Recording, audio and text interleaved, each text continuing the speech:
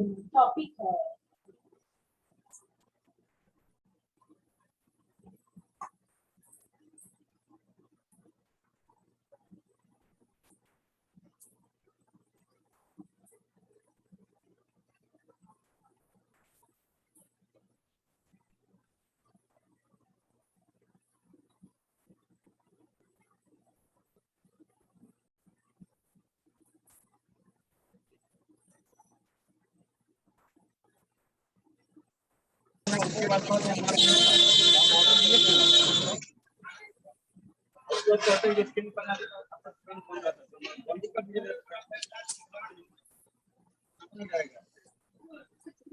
खेला जो ज्यादा मालिक काम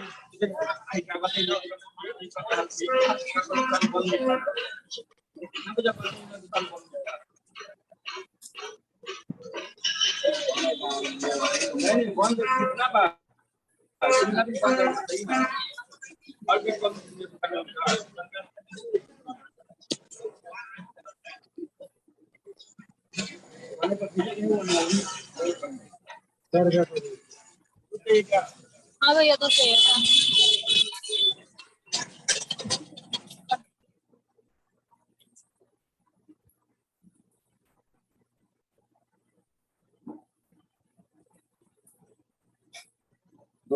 Good evening, everybody. I am Braj Kishore, and today I will be discuss in CBSE house training. My subject is joyful learning. I hope I am audible. Okay. Joyful learning, it means आनंददायक शिक्षण। ये आनंददायक शिक्षण की प्रक्रिया के अंतर्गत हम कुछ तथ्यों का अध्ययन करेंगे और इस तथ्यों के अंतर्गत हम सारे तथ्यों को पॉइंट वाइज देखेंगे। ओके, तो लेट अस स्टार्ट।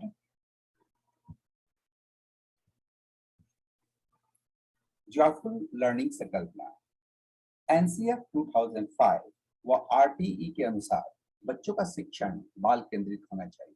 यानी आज शिक्षण की जो प्रक्रिया है वो बिल्कुल ही परिवर्तित हो चुकी है। पहले शिक्षण अधिगम के अंतर्गत, यानी आपको जो शिक्षण अधिगम प्रक्रिया है उसके अंतर्गत शिक्षक, स्कूल और छात्र, इन तीनों का महत्व बराबर था। लेकिन एनसीएफ 2005 व आरटीई के अनुसार अब बच्चों को शिक्षण, बच्चों का जो शिक्षण है वो बाल केंद्रित होना चाहिए, ऐसा कहा गया है।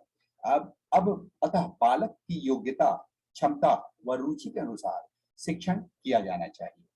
शिक्षण के लिए बच्चा नहीं है वरन बच्चे के लिए शिक्षण है। इट मींस, कहने का मतलब है कि हमें अब ऐसे लर्निंग कैरिकुलम का निर्माण करना पड़ेगा जो कि बच्चों के रुचि के अनुसार हो, बच्चों के इंटरेस्ट के अनुसार हो। और ये तथ्य सभी जानते हैं, सभी शिक्षक जानते हैं कि अगर उनके लर्निंग कैरिकुलम इंटरेस्टफुल नहीं होंगे तो बालक उनके लर्निंग प्रोसेस में अपना योगदान नहीं दे पाएगा और एक तरह से जो टीचिंग लर्निंग प्रोसेस है वो कंप्लीट नहीं हो पाएगा। इसलिए शिक्षण के लिए ये बात सही है कि बच्चा स्वयं खेल खेल में सीख सके। सीखने की प्रक्रिया रुचिकर व आनंददायी वातावरण में होनी चाहिए। यानी शिक्षक को कक्षा में ऐसे वातावरण का, ऐसे एनवायरनमेंट का निर्माण करना चाहिए जिसमें बच्चा बेझिझक बिना किसी हेजिटेशन के अधिगम की प्रक्रिया को संपूर्ण कर सके और इस अधिगम प्रक्रिया के अंतर्गत यह एक बोझिल प्रक्रिया उसे ना लगे बल्कि यह एक आनंददायी प्रक्रिया लगे। वो इस लर्निंग प्रोसेस को जॉय करे, यानी उसको एक तरह से आनंद पूर्वक लर्निंग प्रक्रिया को वो ग्रहण कर सके। नेक्स्ट इज बालक का सर्वांगीण विकास ही शिक्षा की महत्वपूर्ण धुरी है। सही बात कही गई है कि जब तक बालक का सभी तरह का विकास नहीं हो पाता तब तक वो शिक्षा अधूरी है। यानी शिक्षा का ध्येय यह होना चाहिए कि बालक का चहुओर से विकास हो, चाहे वो उसका मानसिक विकास हो आध्यात्मिक विकास हो या उसका नैतिक विकास हो, ये सारे विकास होने चाहिए और इस प्रकार के हमें कैरिकुलम का निर्माण करना चाहिए। हम सभी का यह निरंतर प्रयास रहना चाहिए कि बच्चा पुस्तक एवं बस्ते से बाहर निकलकर अपने दैनिक जीवन में व्यवहारिक ज्ञान प्राप्त कर सके। यहाँ पे ये बात बताई गई है कि स्कूल के शिक्षण और शिक्षकों का उत्तरदायित्व सिर्फ इतना नहीं है कि बच्चों को कक्षा में सिर्फ किताबी ज्ञान दें, बल्कि उन्हें एक्स्ट्रा कैरिकुलम के अंतर्गत बाहरी ज्ञान से भी उनको परिचित करना चाहिए, जो कि उनके दैनिक जीवन को प्रभावित करते हैं। जैसे कि छोटे बच्चों को हम सिखा सकते हैं कि हमें रास्ते को कहाँ से क्रॉस करना चाहिए, हमें रास्ते पर किस तरफ चलना चाहिए। ये सब जो बाहरी ज्ञान है, जो कि उनके दैनिक जीवन पर आधारित ज्ञान है, उन्हें हमें प्रदान करने चाहिए। और ये ज्ञान प्रदान करने का जो तरीका है वो बिल्कुल ही एक रुचिकर प्रक्रिया के अधीन होनी चाहिए। यानी या हम जो ज्ञान उन्हें दें वो ज्ञान उन्हें बोझिल ना लगे, बल्कि वो उन्हें रुचिकर रूप में ग्रहण कर सके। जॉयफुल लर्निंग कार्यक्रम सत्र 2018-19 से प्रारंभ किया गया। इसके अंतर्गत कक्षा 1 से 8 तक के बच्चों को आनंददायी वातावरण में सीखने हेतु प्रेरित करने के लिए जॉयफुल लर्निंग कार्यक्रम शुरू किया गया।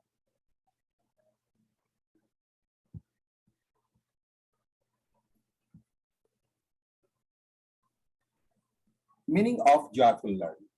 According to Oxford Dictionary, joy is a feeling of great pleasures and happiness. Oxford dictionary के अनुसार आनंद एक महान और प्लेजर्स और खुशी है। Joyful learning means positive intellectual and emotional states of learners. This states or experience is achieved when an individual or a group is deriving pleasures and a sense of satisfaction from the process of learning.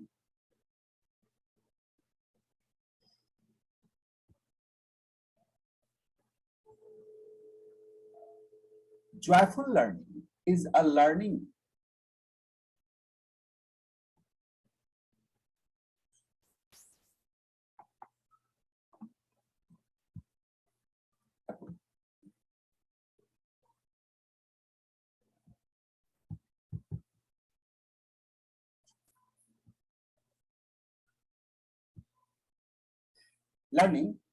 joyful learning is a learning approach that involves a sense of fun, happy, and comfortable of the parties who are in the learning process. There is an attachment of love and affection between teachers and learners, and among learners and the learning process will make each party trying to give the best to please others.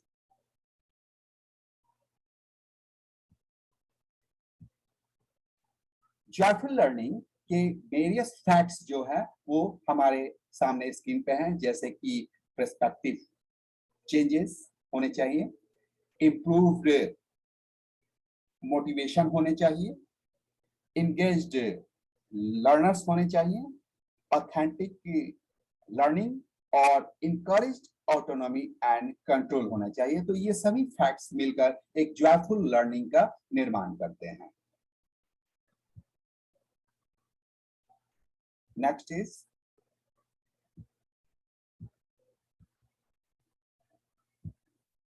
Joyful learning के उद्देश्य। विद्यालय में विद्यार्थियों की 100% उपस्थिति सुनिश्चित करने के उद्देश्य से एक शिक्षक जॉयफुल लर्निंग किस उद्देश्य से देता है या जॉयफुल लर्निंग के क्या उद्देश्य होने चाहिए। तो सबसे पहला उद्देश्य जो यहाँ पे दिखाया जा रहा है कि विद्यालयों में विद्यार्थियों की 100% उपस्थिति, 100% अटेंडेंस ये अश्योर्ड हो। यह एम है जॉयफुल लर्निंग का। और 100% अटेंडेंस तभी अश्योर होगा जब विद्यार्थी लर्निंग के लिए लर्निंग प्रोसेस में पार्टिसिपेट करने का इंतजार करेंगे, और वो पार्टिसिपेट करने का इंतजार तभी करेंगे जब लर्निंग उनके लिए जॉयफुल होगा। और जॉयफुल लर्निंग के लिए हमें जॉयफुल कंटेंट यानी टीचर्स को स्टूडेंट के सामने एक ऐसे लर्निंग कंटेंट्स को प्रेजेंट करना होगा जो उन्हें काफी इंटरेस्टिंग लगे और उन्हें काफी रुचिकर लगे, जिसके द्वारा वो LTM यानी लर्निंग टीचिंग प्रोसेस या लर्निंग टीचिंग प्रोसेस में वो पार्टिसिपेट कर सके। नेक्स्ट है, विद्यालय में भयमुक्त एवं आनंददायी वातावरण में जॉयफुल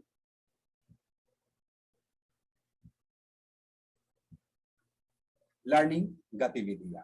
यहाँ पे बात की जा रही है कि जो विद्यालय में लर्निंग गतिविधियों को सुचारू रूप से स्थापित करने के लिए, एस्टेब्लिश करने के लिए हमें विद्यालय में भयमुक्त और आनंददायी वातावरण का निर्माण करना पड़ेगा। भयमुक्त वातावरण का तात्पर्य यह है कि शिक्षकों को भय से नहीं बल्कि प्रेम और रुचिकर तरीके से बच्चों को समझाने का प्रयास करना पड़ेगा, और वस्तु विषय को यानी लर्निंग कंटेंट को इतना इंटरेस्टिंग बनाना होगा कि बच्चे स्वयं यानी खुद के द्वारा उस लर्निंग प्रोसेस में वो पार्टिसिपेट करें अपने मन से।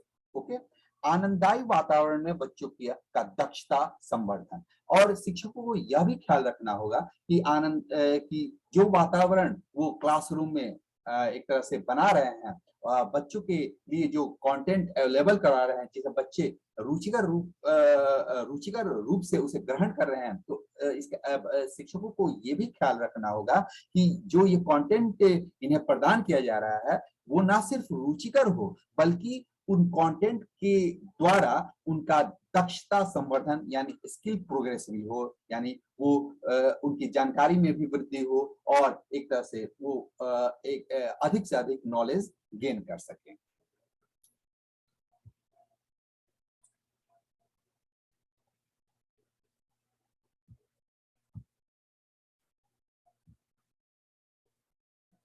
शिक्षण अधिगम सामग्री, टीचिंग लर्निंग मटेरियल। अब हम देखेंगे कि शिक्षकों को अपने कैरिकुलम या अपने लर्निंग प्रोसेस को इंटरेस्टिंग बनाने के लिए किन किन मटेरियल्स का सहारा लेना चाहिए, या शिक्षण अधिगम प्रक्रिया को पूर्ण करने के लिए, टीचिंग लर्निंग प्रोसेस को पूर्ण करने के लिए वो जो एक दक्ष शिक्षक है वो किन किन मटेरियल्स का यूज करके अपने लर्निंग प्रोसेस को छात्रों के लिए इंटरेस्टिंग बना सकता है और इफेक्टिव बना सकता है। शिक्षण अधिगम सामग्री क्या है? सबसे पहला क्वेश्चन ये उठता है। तो वह सामग्री जो शिक्षा को सरल, सुगम, आकर्षक, हृदयग्राही तथा बोधगम्य बनाती हो तथा शिक्षण में मददगार सामग्री शिक्षण अधिगम सामग्री कहलाती है। यानी वो सारे मटेरियल्स जो हमारे कैरिकुलम के निर्माण में, हमारे पाठ्यक्रम के निर्माण में या हमारे शिक्षण प्रक्रिया के निर्माण में उसे रुचिकर बनाने में अपना सहयोग देते हो, उसे सरल बनाने में अपना सहयोग देते हो, उसे छात्रों के द्वारा हृदयग्राही बनाने में अपना सहयोग देते हो, इसे हम शिक्षण अधिगम सामग्री कहते हैं, जिसे टीचिंग लर्निंग मटेरियल कहा जाता है।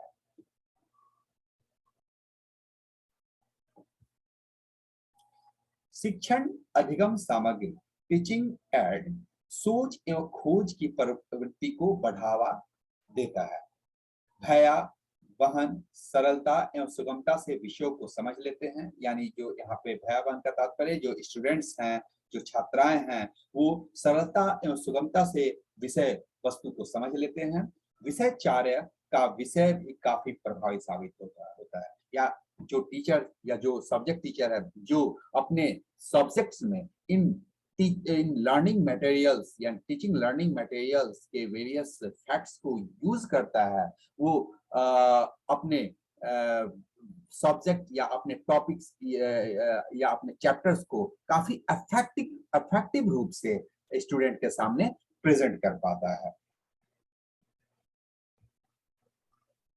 शिक्षण सहायक सामग्री शिक्षण प्रक्रिया को जीवंत रूप प्रदान करती है।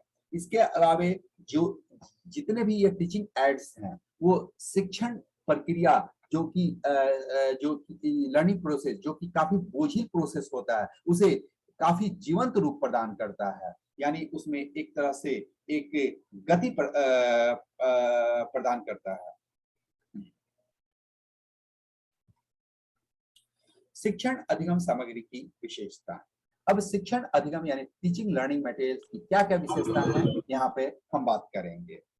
अधिगम रुचिकर होता है, सबसे पहली विशेषता, यानी जब हम टीचिंग एड्स का यूज करते हैं वो इस एड्स के द्वारा हम अधिगम को रुचिकर बना सकते हैं। फॉर एग्जाम्पल, मान लीजिए हमने शिक्षक बच्चों को अ मिस अनार, आ मिस आम सिर्फ पढ़ाया या सिर्फ उन्हें बताया, लेकिन यदि इस शिक्षण अधिगम प्रक्रिया में हम अनार और आम के पिक्चर्स को भी छात्रों के सामने प्रस्तुत करें तो छात्र ना सिर्फ रुचिकर रूप से हमारी बातों को सुनेंगे बल्कि उन्हें सरलता से ग्रहण भी करेंगे। ओके, छात्रों को अपना विषय सरल और सहज लगने लगता है। चित्रों के माध्यम से, चलचित्र के माध्यम से हम छात्रों को जब लर्निंग प्रोसेस के अंतर्गत पाठ्यचर्या हम उनके सामने प्रस्तुत करते हैं तो ये पाठ्यचर्या उन्हें काफी जीवंत लगता है, काफी सरल लगता है और काफी आसान लगने लगता है। छात्रों को मानसिक रूप से तैयार करता है। मेंटली तौर पर छात्र, चूंकि ये लर्निंग प्रोसेस में हम टीचिंग एड्स का यूज कर रहे हैं, various types of teaching ads का यूज कर रहे हैं, हम छवियों का यूज कर रहे हैं, पिक्चर्स का यूज कर रहे हैं, हम चलचित्र का यूज कर रहे हैं, हम ऑडियो विजुअल्स मटेरियल्स का यूज कर रहे हैं, तो छात्र जो है वो मानसिक रूप से एक तरह से तैयार रहता है कि उसे आज कुछ सीखने के लिए मिलेगा, उसे लर्निंग मटेरियल में कुछ नया सीखने के लिए मिलेगा, नए तरीके से सीखने के लिए मिलेगा। वो बोरिंग प्रोसेस से हटकर उसे कुछ और ग्रहण करने के लिए मिलेगा। प्रभावशाली एवं स्थायी अधिगम प्रदान करता है। जैसे कि मैंने बताया कि यदि हम सिर्फ बोलकर या बोर्ड पर लिखकर ही अगर अधिगम को पूर्ण करते हैं तो वो उतना प्रभावशाली और स्थायी नहीं होता, जबकि हम चित्रों के माध्यम से या ऑडियो विजुअल कंटेंट्स के माध्यम से हम यदि अपने पाठ्यचर्या को स्टूडेंट के सामने प्रेजेंट करते हैं तो वो स्थायी अधिगम होता है, वो उनके माइंड में उसकी छवि बन जाती है और वो आसानी से उस बात को ग्रहण कर सकते हैं। भूतकाल की घटनाओं को स्पष्ट रूप से प्रस्तुत किया जा सकता है। जैसे कि हम किसी घटना का वर्णन करते हैं, यानी हम स्टोरी टेलिंग के रूप में, कहानी के रूप में किसी घटना का वर्णन करते हैं, लेकिन उस कहानी के साथ यदि हम उस कहानी से रिलेटेड छवियों को या चित्रों को भी अगर प्रेजेंट करें तो छात्रों के मानस पटल पर उस घटना का जो इमेजिनेशन है वो प्रमुख रूप से छप जाता है और इस तरह से हम भूतकाल की घटनाओं को भी स्पष्ट रूप से अपने टीचिंग एड्स के माध्यम से प्रस्तुत कर सकते हैं।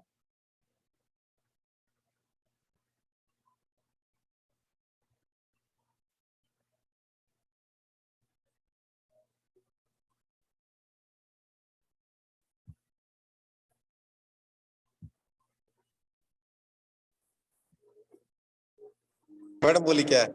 नेक्स्ट शिक्षण अधिगम सामग्री की विशेषताओं के अंतर्गत आगे है विषय की निरस्ता एवं बोझिलता समाप्त करने में काफी सहायक होता है।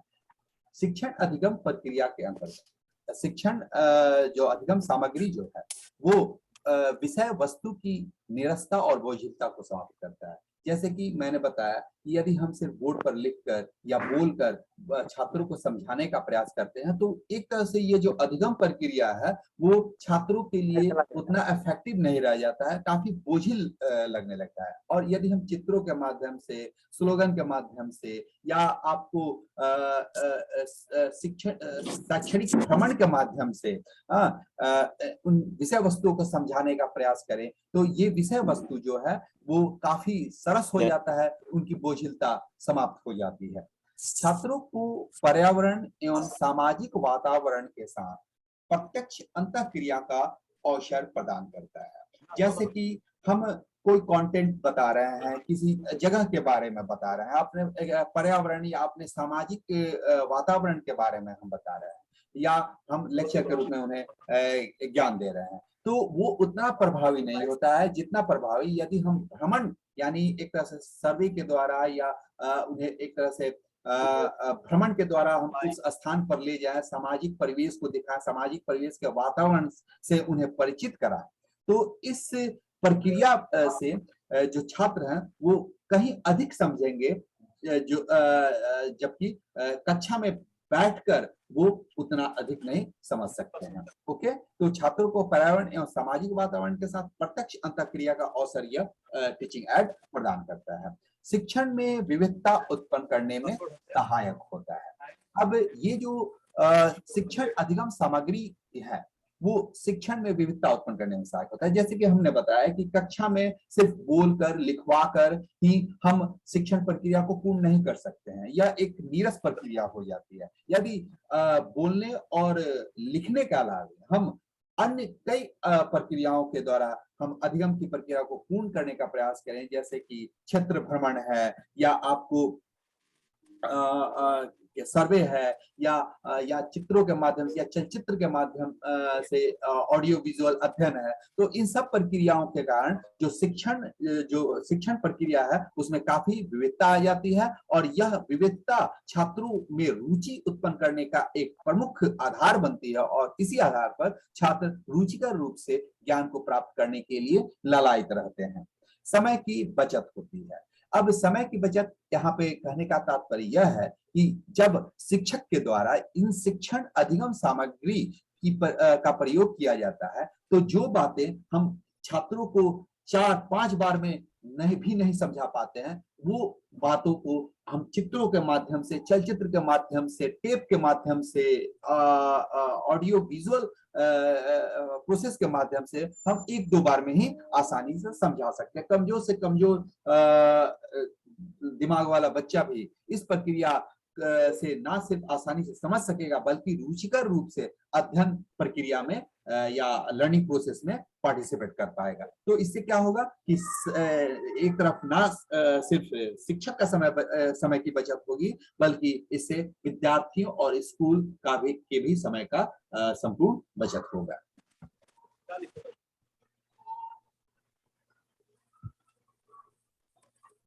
अब यहाँ पर नेक्स्ट टाइप है टाइप्स ऑफ TLM यानी types of teaching learning material.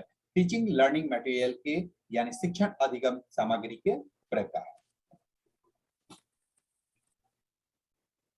प्रमुख रूप से शिक्षण अधिगम सहायक सामग्री 3 प्रकार के होते हैं। पहला है श्रव्य सहायक सामग्री, दूसरा है दृश्य सहायक सामग्री और तीसरा है श्रव्य दृश्य सामग्री। यहाँ पे श्रव्य सहायक सामग्री के चित्रों को प्रस्तुत किया गया है। रेडियो और टेप। रेडियो और टेप ऐसे माध्यम है जिससे बच्चे काफी आकर्षित होते हैं।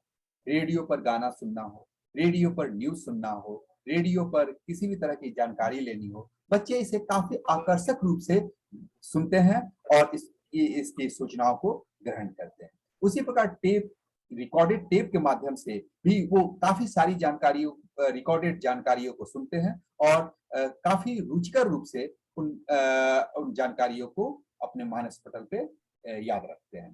तो यदि शिक्षण प्रक्रियाओं को श्रव्य सहायक सामग्री के माध्यम से छात्रों के समक्ष प्रस्तुत किया जाए तो ये जो शिक्षण अधिगम प्रक्रिया है, यानी टीचिंग लर्निंग प्रोसेस है, वो काफी इफेक्टिव होगा, काफी प्रभावशाली होगा, क्योंकि इस माध्यम से, जैसे रेडियो के माध्यम से भारत सरकार के द्वारा कई सारे शैक्षणिक कार्यक्रम को प्रस्तुत किया जाता है, जिसे छात्र ना सिर्फ सुनते हैं बल्कि रुचिकर रूप से सुनते हैं, और ये सुनकर एक तरह से वो प्रभावशाली अध्ययन प्रक्रिया में अपना सहयोग देते हैं। तैयार इसके अलावे रिकॉर्डेड टेप के माध्यम से भी जो कई सारी कंपनियां हैं वो टीचिंग कंटेंट जो है वो टेप कैसेट्स के रूप में अवेलेबल करवाती हैं। इन कैसेट्स के को चलाया जाए तो छात्र काफी रुचिकर रूप से विषय वस्तु को सुनेंगे और उसे समझने का प्रयास करेंगे। तो हम कह सकते हैं कि श्रव्य सहायक सामग्री जो है वो शिक्षकों के द्वारा प्रस्तुत टीचिंग कंटेंट को काफी इफेक्टिव बनाता है, इंटरेस्टिंग बनाता है, इजी बनाता है, जिसे छात्र आसानी से ग्रहण कर सकते हैं और उनके मानस पटल पर इन कंटेंट का काफी अधिक प्रभाव पड़ता है।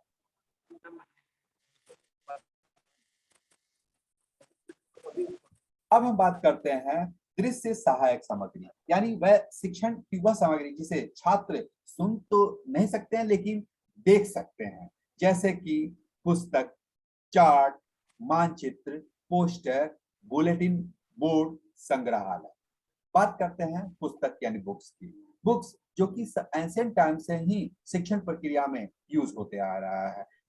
प्राचीन पाठशालाओं से लेकर आधुनिक के मॉडल स्कूलों में पुस्तकों का बहुत बड़ा योगदान है, बुक्स का बहुत बड़ा योगदान है, और आज भी बुक्स का इम्पोर्टेंट काफी अधिक है। बुक्स जो है टीचिंग एड्स के सबसे प्रमुख स्रोत हैं। बुक्स के माध्यम से छात्र विभिन्न तरह के तथ्यों की जानकारियों को ग्रहण करते हैं, विभिन्न पाठ्यचर्याओं को पूर्ण करते हैं, विभिन्न जानकारियों को प्राप्त करते हैं। लेकिन पुस्तक कैसी होनी चाहिए? तो पुस्तकों के निर्माण में भी हमें यह खास ख्याल रखना चाहिए कि पुस्तकों का निर्माण छात्र अध्ययन केंद्रित होनी चाहिए। पुस्तकें आकर्षक दिखनी चाहिए, उनमें छवियों का पर्याप्त उपयोग होना चाहिए। इसके अलावा उनकी लिखावट स्पष्ट होनी चाहिए ताकि छात्र उन्हें आसानी से पढ़ सकें। समय समय पर डायग्राम उसमें दिया होना चाहिए। इसके अलावा डाटा जो है वो सही दिया होना चाहिए ताकि छात्र इंटरेस्टिंग रूप से इन पुस्तकों का अध्ययन कर सकें, और ये पुस्तक में जो जानकारी है उन्हें छात्र अपने मानस पटल पर अंकित कर सके। दूसरी चीज है चार्ट। चार्ट का भी अपना महत्व है।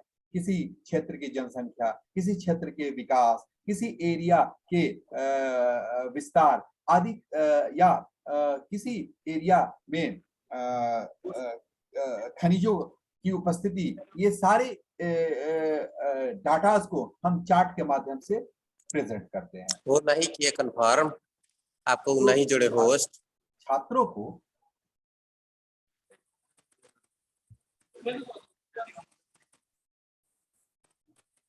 तो शिक्षकों का यह एक तरह से उत्तरदायित्व है कि शिक्षण अधिगम के अंतर्गत छात्रों को समय समय पर आकर्षक चार्ट प्रक्रियाओं का अध्ययन कराए। यानी एक तरह से जो चार्ट बनाए, जो डाटा बनाए, वो हर एक डाटा का अपना एक अलग चार्ट होता है, चाहे वो पाई चार्ट हो, वृत्त चार्ट हो या अन्य प्रकार का चार्ट हो, जिससे कि छात्र वर्तमान डाटा और उस डाटा को एक तरह से एक पिक्चर प्रेजेंटेशन के रूप में अपने सामने देख सके। मानचित्र। भूगोल में मानचित्र का काफी अहम महत्व है। बिना मानचित्र के भूगोल विषय जो है वो निर्जीव है। भूगोल ही नहीं, इतिहास और राजनीतिक शास्त्र के लिए भी मानचित्र काफी अहम योगदान देता है। मानचित्र के द्वारा हम वर्तमान परिस्थितियों में अपने देश का विस्तार, अपने देश की सीमा, अपने पृथ्वी के विभिन्न क्षेत्रों का अध्ययन आसानी से कर सकते हैं। तो मानचित्र कैसा होना चाहिए? तो मानचित्र भी काफी आकर्षक और सरल होना चाहिए ताकि छात्र उसे आसानी से समझ सके, उन्हें आकर्षक लगे, ताकि छात्र मानचित्र को बार बार देखें और उन्हें समझने का प्रयास करें। मानचित्र में विविध प्रकार के रंगों का उपयोग करना चाहिए, जैसे कि ओशियन यानी महासागरों के लिए ब्लू कलर्स का यूज होना चाहिए, कॉन्टिनेंट्स के लिए ब्राउन कलर्स का यूज होना चाहिए,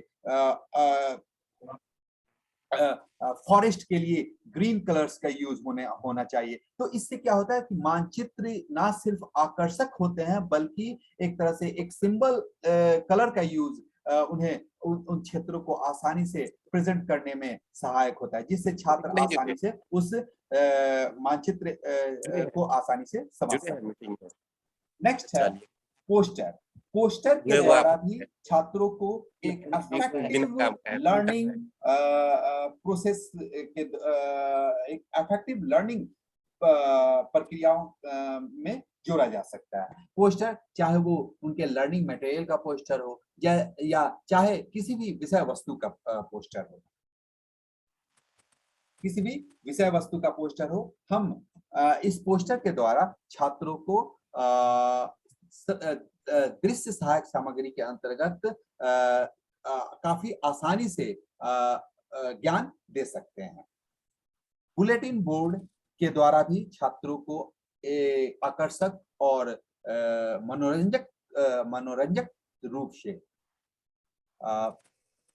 शैक्षणिक गतिविधियों में सम्मिलित किया जा सकता है।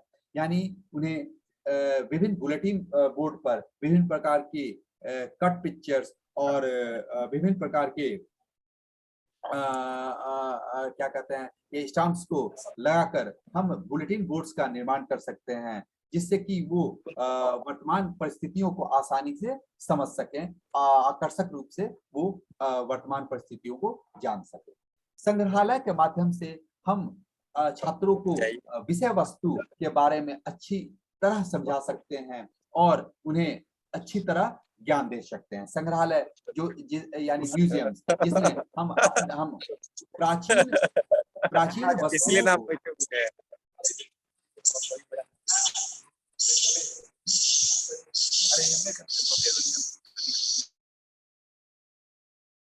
संग्रहालय म्यूजियम जिसमें हम प्राचीन वस्तुओं को रखते हैं, उनके इतिहास को समझने का प्रयास करते हैं। हम प्रत्यक्ष रूप से जो बातें इतिहास की पुस्तकों में पढ़ते हैं, उन ऐतिहासिक वस्तुओं को हम देखते हैं, जिससे कि छात्रों का आकर्षण उस तरफ बढ़ता है और उस क्षेत्र में छात्र अपने अध्ययन को अधिक सहजता से प्राप्त करते हैं। जैसे कि टीपू सुल्तान के बारे में अगर हम अध्ययन करते हैं, उसके तलवारों के बारे में बताया जाता है, तो कोलकाता म्यूजियम्स में टीपू सुल्तान के तलवार को हैदराबाद म्यूजियम्स में टीपू सुल्तान के तलवार को आज भी रखा गया है, जिसे छात्र आसानी से देख सकते हैं और उसके वेशभूषा, उस समय के परिवेश और उस समय के हथियारों के बारे में आसानी से अध्ययन कर सकते हैं। और यह अध्ययन ना सिर्फ सरल होगा बल्कि काफी आकर्षक भी होगा।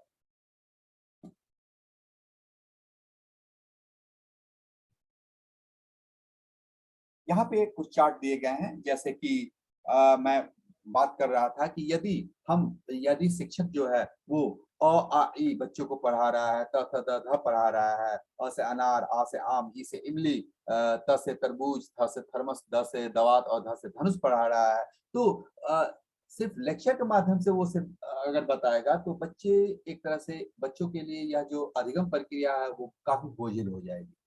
और परंतु यदि इस श्रव्य माध्यम के अलावा दृश्य माध्यम भी उपलब्ध होता है, जैसे कि हम पिक्चर प्रेजेंट करते हैं, जैसे अनार का पिक्चर, आम का पिक्चर, इमली का पिक्चर, तो इससे बच्चे ना सिर्फ हमारी बातों को आकर्षक रूप से सुनेंगे बल्कि वो आकर्षित होकर इन पिक्चर को देखेंगे और लर्निंग प्रोसेस में सहभागिता प्रस्तुत करेंगे।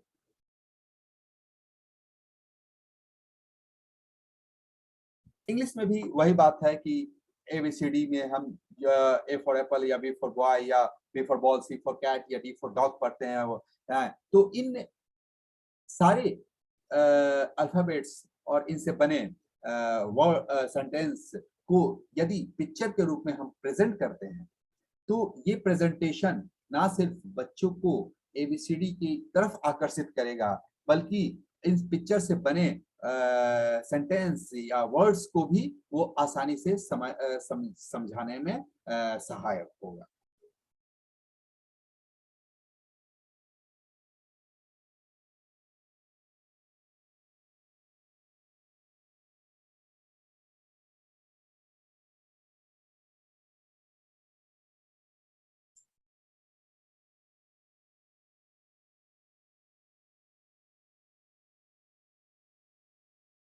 यहाँ पे ये दिखाया गया है कि एक आकर्षक अधिगम प्रक्रिया में, शिक्षण अधिगम प्रक्रिया में पिक्चर का क्या महत्व है, पिक्चर किस प्रकार एक इफेक्टिव रोल निभाते हैं बच्चों को आकर्षित करने के लिए। छोटे बच्चे क्लास 1-2 के बच्चे किस प्रकार पिक्चर से इतने अट्रैक्टिव होते हैं कि बोझे सा लगने वाला ABCD उन्हें आकर्षक लगने लगता है। बोझी से लगने वाला एप्पल, बॉल, कैट, डॉग को रटने की जो प्रक्रिया है वो काफी आकर्षक बन जाती है, ठीक, क्योंकि वो चित्र के माध्यम से एप्पल को देख सकते हैं, बॉल को देख सकते हैं, रंग बिरंगी कैट्स को देख सकते हैं, डॉग को देख सकते हैं। और इस प्रक्रिया में जो शिक्षण अधिगम है वो काफी इंटरेस्टिंग हो जाता है, काफी हृदयग्राही हो जाता है, सरल हो जाता है, जिसे बच्चे आसानी से ग्रहण कर सकते हैं, आसानी से समझ सकते हैं।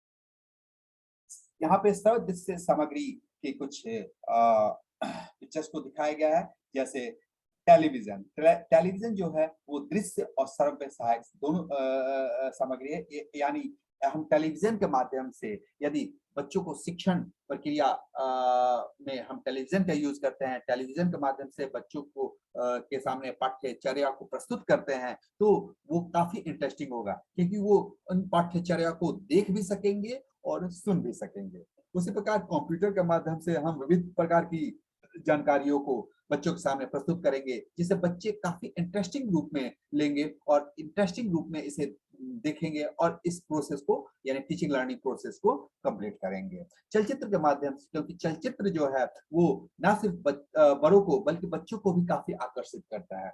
तो वैसा चलचित्र जो शिक्षण आधारित चलचित्र हो यानी एजुकेशनल बेस्ड मूवीज हो, तो उस मूवीज को देखकर ना सिर्फ बच्चे काफी इंटरेस्ट लेंगे इसे देखने में, बल्कि विविध प्रकार की जानकारियों को आसानी से ग्रहण कर सकेंगे, आसानी से समझ सकेंगे।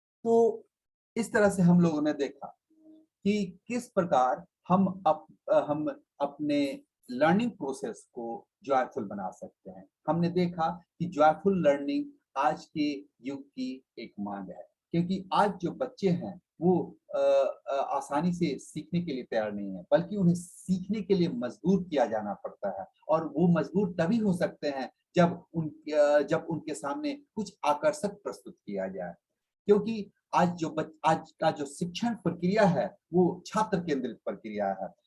शिक्षक अपने मन से बच्चों को कुछ नहीं पढ़ा सकता, शिक्षक अपने तरीके से बच्चों को नहीं पढ़ा सकता, बल्कि शिक्षक को उन तरीकों को खोजना होगा जिन तरीकों के द्वारा बच्चे उनके शिक्षण प्रक्रियाओं को आकर्षित रूप या उनके शिक्षण प्रक्रियाओं की तरफ आकर्षित हो सके। जैसे अब उन प्रक्रियाओं के अंतर्गत वो विभिन्न प्रकार के एड्स का भी उपयोग कर सकता है, जैसे कि ऊपर जितने भी एड्स दिए हैं, चाहे वो दृश्य श्रव्य सहायक सामग्री हो या आपको चार्ट या सिर्फ दृश्य सामग्री हो या श्रव्य सामग्री हो, इन सारे एड्स को शिक्षकों को काफी सूझबूझ से यूज करना पड़ेगा। ये दृश्य श्रव्य सामग्री जो है वो प्रमुखता से इसलिए शिक्षकों को सावधानी पूर्वक यूज करना पड़ेगा, ताकि कहाँ पे किसका उपयोग करना चाहिए इसकी जानकारी शिक्षक को होनी चाहिए।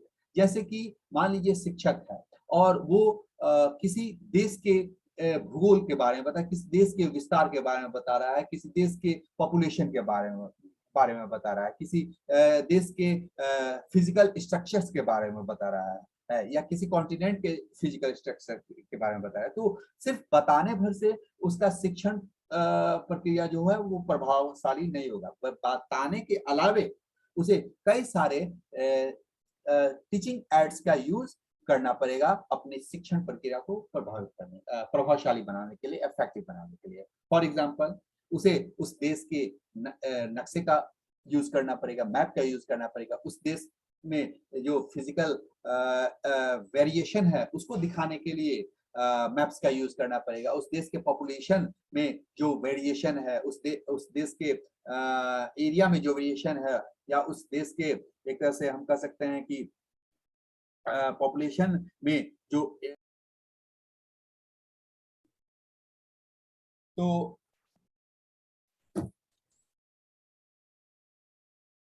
हम बात कर रहे हैं शिक्षण में दृश्य श्रव्य सहायक सामग्री।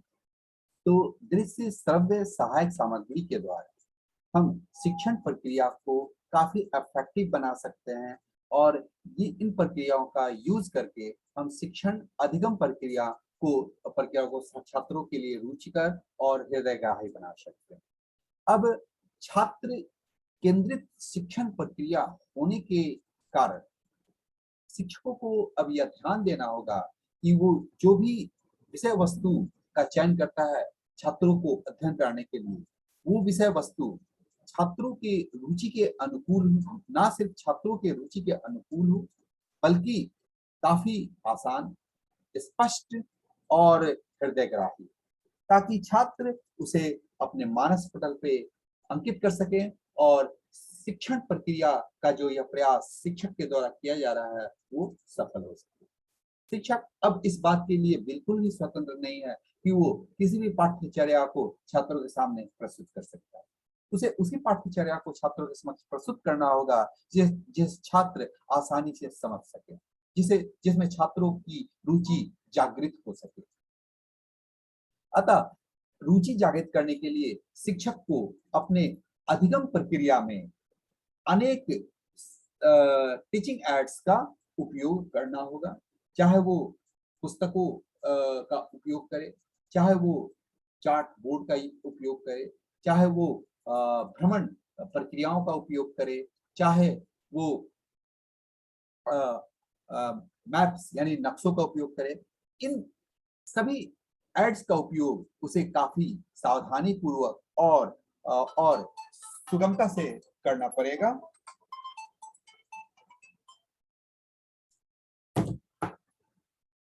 हाँ हेलो,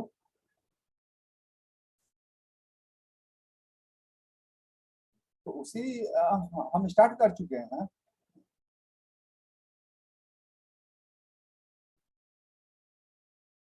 हाँ हेलो,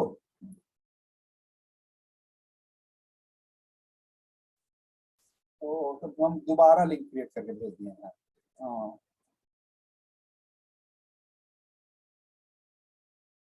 अच्छा,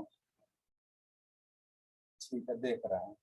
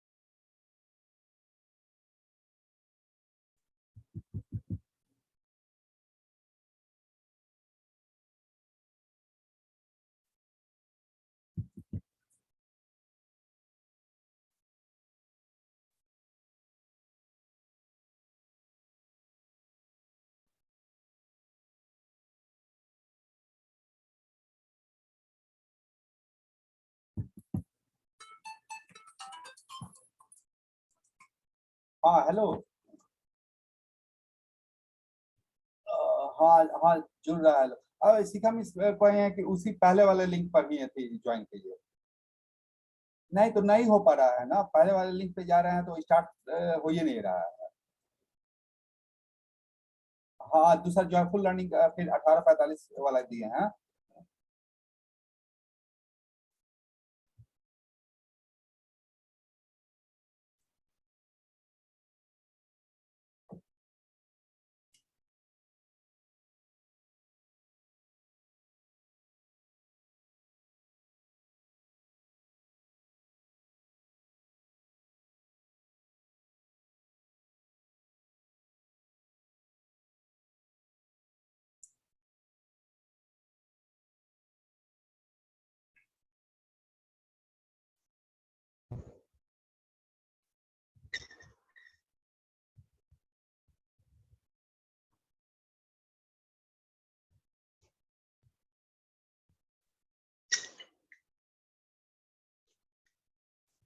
तो सर्व दृश्य माध्यम के द्वारा हम ना सिर्फ अधिगम को आकर्षक बना सकते हैं बल्कि इसे रुचिकर और हृदयग्राही बना सकते हैं। शिक्षण अधिगम प्रक्रिया को आनंददायी बनाने के लिए अन्य बहुत सारी प्रक्रियाएं हैं जिसका उपयोग शिक्षक गण अपने छात्रों के लिए कर सकते हैं। इन प्रक्रियाओं के अंतर्गत कुछ प्रक्रियाएं निम्नलिखित हैं, जैसे कि भ्रमण प्रक्रिया।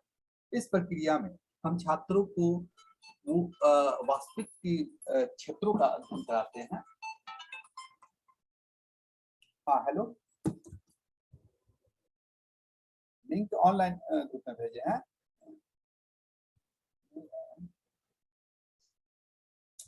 कोई का भी ज्वाइन किया हुआ है।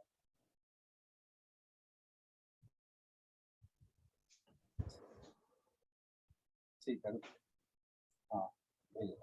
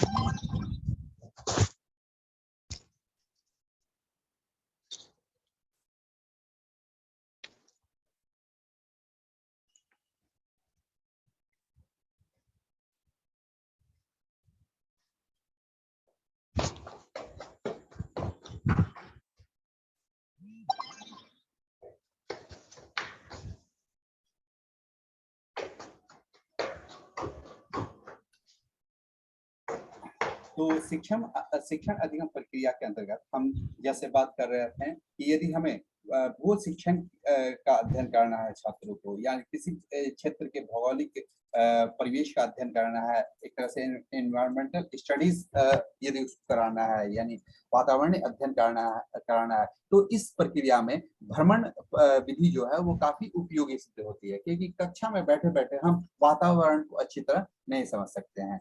कक्षा अध्ययन के द्वारा सिर्फ वातावरण के बारे में बताया जा सकता है, वातावरण के संपूर्ण पहलुओं को उनके छात्रों के समक्ष प्रस्तुत करना संभव नहीं है। अतः वातावरणीय पहलुओं के अध्ययन के लिए यह आवश्यक है। हेलो, हाँ हाँ सब एडमिट कर दीजिए।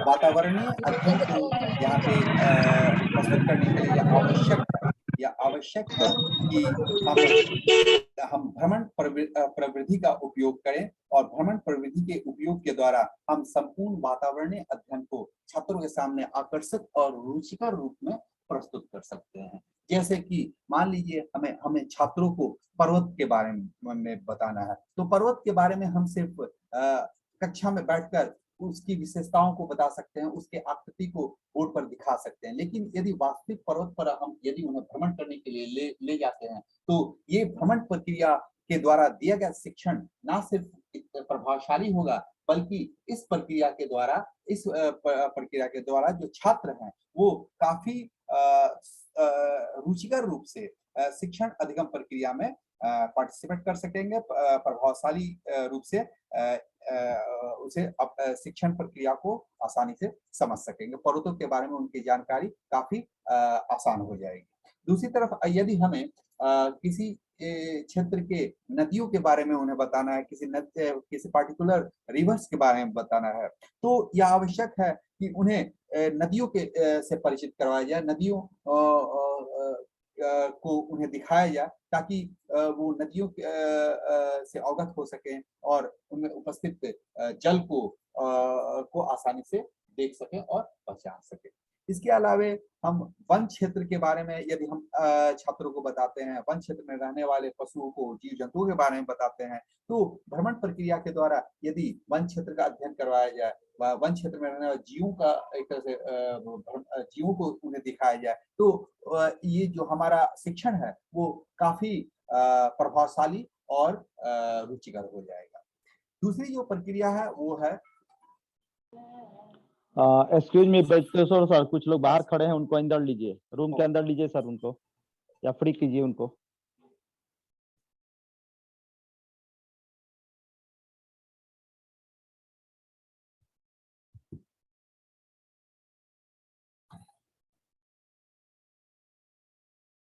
तो हम देखते हैं कि मानचित्र का प्रयोग करके भी हम विविध क्षेत्रों को शिक्षण अधिगम प्रक्रिया में दर्शा सकते हैं। छात्र को आकर्षक रूप से शिक्षण अधिगम प्रक्रियाओं में विभिन्न पाठ्यचर्याओं को उनके सामने प्रस्तुत कर सकते हैं। मानचित्र वैसे तो देखने में काफी आकर्षक, वैसे ही देखने में काफी आकर्षक होता है, और यदि मानचित्र पर हम विविध क्षेत्रों को उन्हें पहचानना सिखा दें, उन्हें दिखाना सिखा दें, तो एक तरह से छात्र काफी रुचि से क्षेत्रों के बारे में आसानी से अध्ययन कर सकेंगे, और ये रुचि भरा अध्ययन जो है उनके लिए काफी सहायक सिद्ध होगा।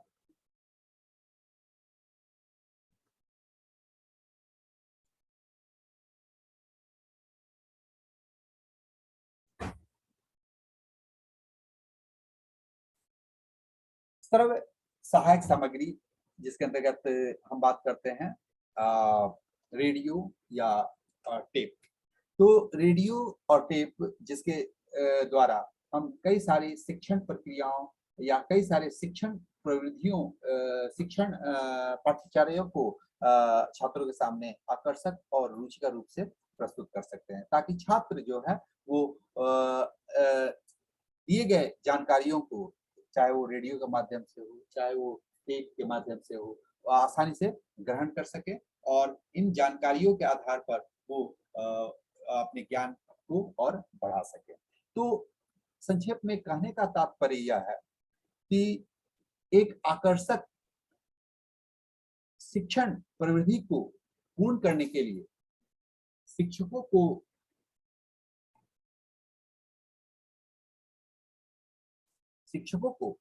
यह प्रयास करते रहना चाहिए कि जो छात्रों को वो पढ़ा रहा है वो ना सिर्फ आसान हो, बल्कि हृदयग्राही और रुचिकर।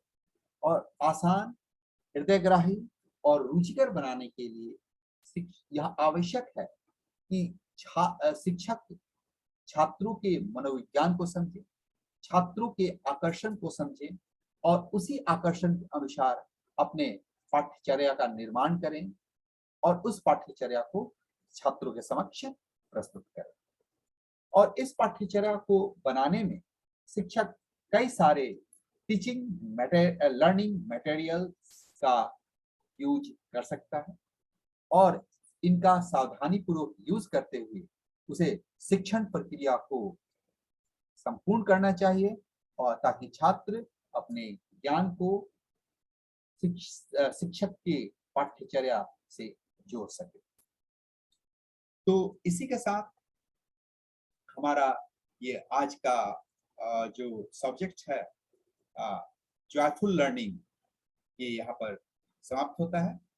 और आई होप आप लोग को ये जॉयफुल लर्निंग का जो ये प्रोसेस है वो काफ़ी इंटरेस्टिंग लगा होगा। और मुझे उम्मीद है कि शिक्षक गण जो है वो जॉयफुल लर्निंग के लिए जितने भी टीचिंग एड्स का वर्णन मैंने अपने इस वाक्य में किया, तो उन सभी का उपयोग वो समझदारी पूर्वक और सावधानी पूर्वक करेंगे। तो इसी के साथ अब हम यहाँ पे इस भाषण का अंत करते हैं। धन्यवाद।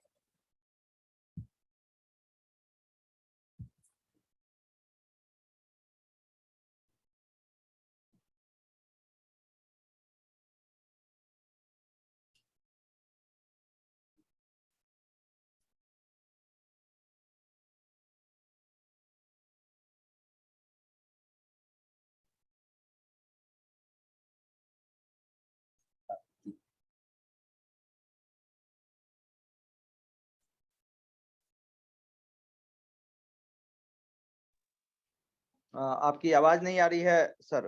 हाँ सर, और हमको लगता है कि हम लोग की मीटिंग जो है, मेरी आवाज अगर जा रही हो तो लगभग खत्म हो गई है। खत्म हो गई है। ब्रजकिशोर सर, आपकी आवाज नहीं आ रही है। हेलो हेलो अपने साउंड को चेक करें sir. Hello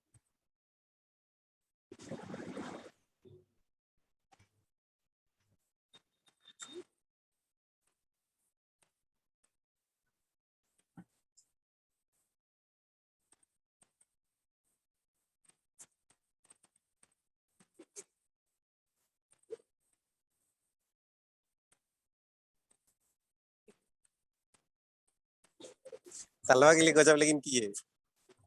Brajkishore sir. Yes sir. Hello hello sir Brajkishor ji. हाँ सर बोलिए। Yes sir. तलवा yes sir, now you are जाल ऑडिबल। ओके, तो इसी के साथ हमारा ये मीटिंग यहाँ पर खत्म होता है। Thank you.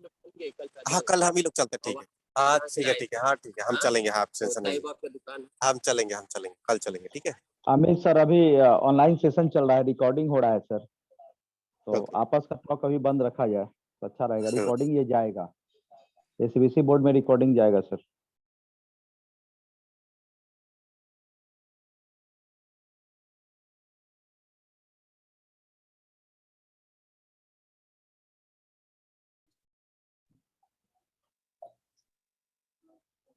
बहुत बहुत धन्यवाद ब्रजकिशोर सर, काफी अच्छी चीजें आपने बताई। मेरी आवाज जा रही है सबको?